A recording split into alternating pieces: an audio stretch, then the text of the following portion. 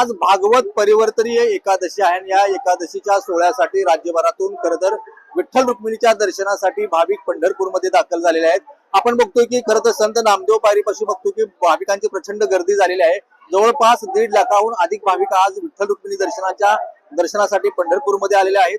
सगळीकडे विठ्ठल नामाचा गजर सुरू आहे, टाळ मृदुंगाचा जयघोष सुरू आहे आणि आपण बघतो की खरं तर विठ्ठल रुक्मिणीच्या पदस्पर्श दर्शनाची रांग ही मंदिरापासून जवळपास 2 ते 2.5 किलोमीटर अंतरावरती गेलेले आहे।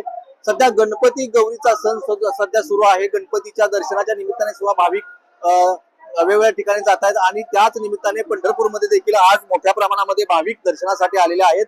खरं तर येणाऱ्या सगळ्या भाविकांना आज ठिकठिकाणच्या गणेश मंडळाकडून महाप्रसादाचं वाटप केलं जातंय, फराळाचं वाटप केलं जातंय। या ठिकाणी आपण बघतो की मोठ्या प्रमाणामध्ये भाविक आलेले आहेत।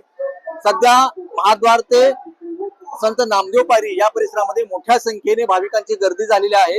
एकूणच आपण बघतो की आज परिवर्तनीय एकादशीच्या निमित्ताने पंढरपूरमध्ये विठ्ठल नामाचा जयघोष सुरू आहे। कॅमेरामॅन राजू मिसाळसह भारत नागणे, साम टीव्ही न्यूज, पंढरपूर।